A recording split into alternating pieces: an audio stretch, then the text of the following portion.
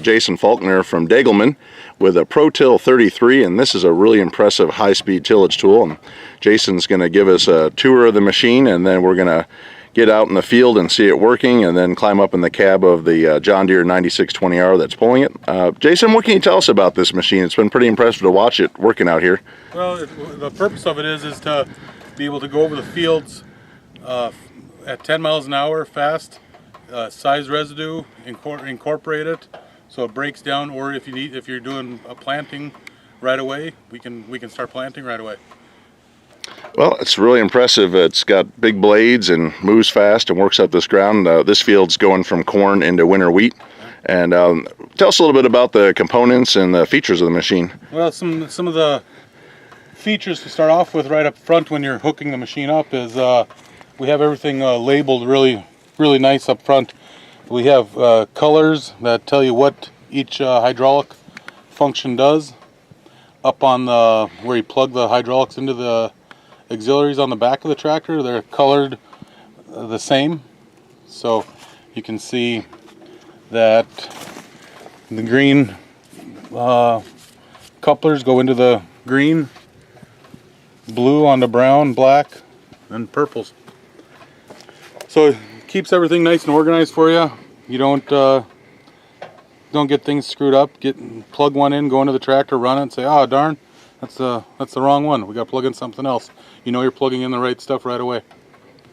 And this is a really heavy-duty frame. I mean, you could just see looking at it, it's thick and heavy-duty. And yeah, I mean, we made the thing heavy so we have the weight in the machine. We don't have to add weight.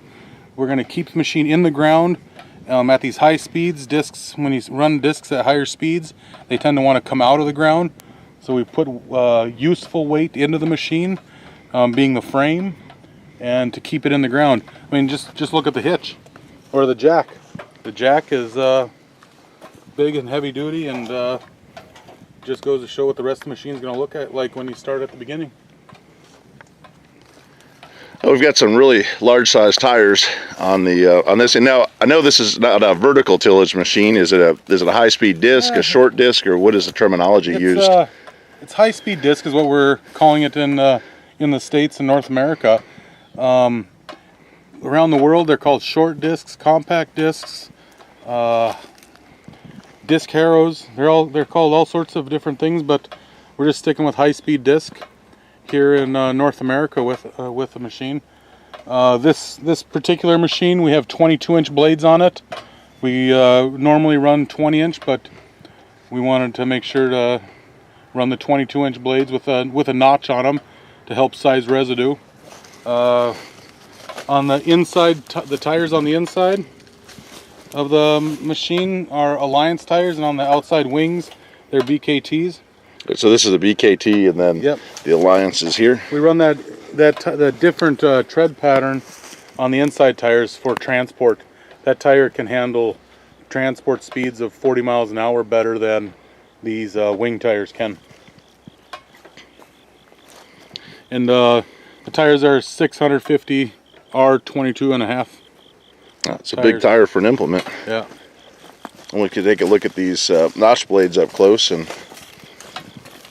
they've got the different size. You got the notch up here on the front for cutting through the stalks, and then a different angle on the back. Yep. I guess the easy way to think of it, when you're going through the field with this machine, the front row augers all the dirt to the right. It's throwing it into the back row, which is augering it all back to the left, and then the roller in back grabs the material, pins it to the ground. So you're not getting corn stalks and trash flying into the neighbor's yard or into the fence rows. And we can see that packing motion there in the dirt. Yeah. One feature that we're really happy about at Degelman that we've done is our depth controls on the machine. The machine is carried by the front wheels and the rollers, so our disc blades are just hanging. So we don't have to have a lot of adjustments in that to get your depths organized. We went to just flip over depth stops, which are very easy. Each one of these depth stops are a 1/2 inch. put one in, you're bringing the machine out of the ground a 1/2 inch, take it out, you're going a 1/2 inch deeper. Just flip it over, very positive, positive depth control. Everybody knows what you're doing, and you don't have any question about how deep you're going. Jason, I've been watching you out here running 10 miles per hour, and this is pretty heavy corn residue. We were seeing 230 bushel corn this year, and you know, this corn was harvested less than a month ago out in this field, and we can kind of see the contrast between where the Degelman Pro-Till traveled and where the stalks are yet to be turned over. And so you've got the notch blades working one way and the cup blades in the back throwing it the other way and packing it in. Yeah, we're trying to get this these corn stalks sized here. We're going from this that, I mean, you can't even pull out to all the stalks being loose and pulled out. I mean, if they are lodged in the ground like that, easy to pull out compared to these over here that they're just anchored in the ground. Getting nice sized materials, getting sized nice. And this field will be planted into winter wheat in just a few days, and you know, they're going to use hoe drills on this, so it's doing a great job in sizing it up and allow those air drills to pass through and put the seed in the ground.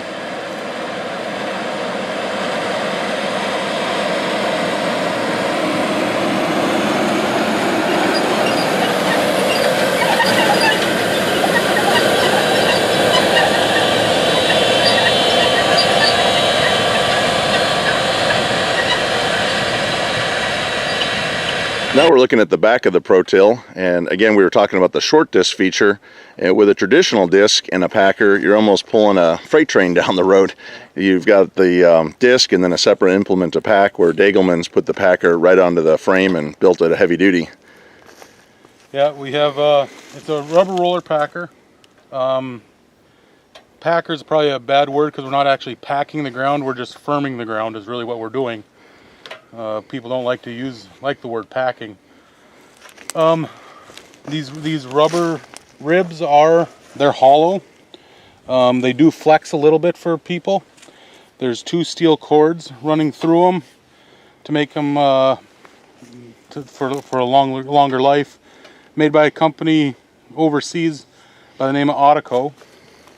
To make sure if you get into muddy conditions, we do include the scraper arms with a reversible and a replaceable scraper blade. I know I've seen some videos on YouTube when this first came out. You know, you're going through almost standing water with these, and it just plows right on through. Yeah, it's amazing how well you can go through, what you can go through. And if you have problems with these scrapers, whether you never know, sometimes everything happens and you get a rock or something stuck in them and you bend one of these arms, easy to replace. Just pull the bolt out, arm comes out, put a new one in, and you're back in business. And that individual component is the same thing on the disc blades, where, you know, this is a pretty rocky field, but each one is individual. You don't have them on a bar. Each disc arm is individual. A lot of people say, boy, this thing's a lot of grease maintenance. All the bearings on this whole machine are maintenance free. So there's 3 seals on each side of the roller bearings on the disc blades. They're grease filled. So we've had really good luck with them, and don't replace many of them. So you need a pretty big tractor to pull the Degelman Pro-Tills, and so what's the horsepower requirement per foot when you're using one of these machines in the field? The Pro-Till requires quite a bit of horsepower, and mainly because of the speeds that we're trying to run at, and speed requires horsepower. So per foot, it's 15 horsepower per foot is really recommended. So 33 feet, we want to have over 500 horsepower. We're running this 9620R, which is 620 horsepower, and we're using a lot of it, but we're going deep with this disc this time. And so there's kind of different settings too. I mean, we're doing fall tillage and putting winter wheat seed in here. So how many inches are you going in the fall in a condition like this? In the fall, we typically run 4 inches deep. We want to try to get in corn, try to get below that root ball to dislodge it. In the springtime, we can, with our depth stops that you saw, we can really control the depth really good. So we can do that 1 inch, just that real fine tillage to get a seed bed together. We can do the 2 inch, do 1.5 inches, just to get a seed bed together. So you're happy. The shallower you go, the less horsepower requirements it needs. Oh, that's pretty impressive. And so you've got 20-foot model, 26-foot, 33 and 40 footers. Yeah. And if you're different parts of the country, East Coast and things, you might be looking at a 20-foot. What kind of tractor are you looking at to pull that? Or the 20-foot in John Deere models, you'd want to be up into that 8370, 8400 R range. That's you're able to get the speeds in the fall and do what you need to do. And that's, it's still a pretty big tractor, when you're looking at 370, 400 horsepower, but you're getting a lot of work done. I mean, watching this going at 10 miles per hour across the fields, that's a lot of passes compared to a regular disc. Yeah. Well, Jason, thanks for the tour, and looking forward to seeing this machine work some more ground out in the field. Yeah. Thank you. One of the first things that we do before we go into working is we make sure we put the transport cylinders and the wing cylinders in float. So you just want to make sure you have the wavy line on those 2 remotes, which will allow the machine to contour to the ground when we put those 2 in float. To raise and lower the machine on the headlands, you lever 2 runs your rollers in back, your roller cylinders. That, and forward usually goes down, back brings it out of the ground, and then lever 1 runs your wheel cylinders, and down puts the discs in the ground, and pulling it back brings it out of the ground.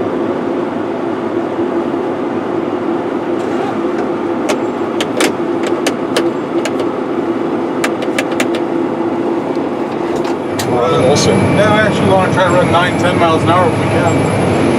We can see here on the display screen we're going 9.3 miles per hour with the Pro-Till, and this tillage tool is really doing a great job working up the ground and obliterating the corn stalks. And here in Kentucky, corn is harvest starts in early August and runs through the end of September when they're shelling corn.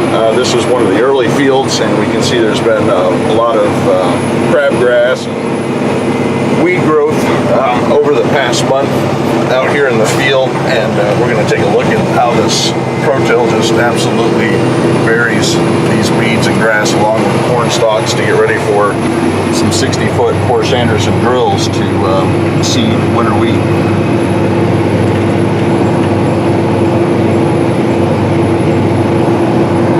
See the Pro-Till is just erasing all those weeds and putting them under the ground, and it's nice to see how the action of digging up the soil, turning it over, and then it has rubber rollers on the back that are packing it in that make it a one-pass tillage tool, and that's very handy here. The farm that we're filming on traditionally runs wishing discs and then McFarlane harrows as a second pass to turn over the soil and then smooth it out, and this machine is eliminating 2 passes.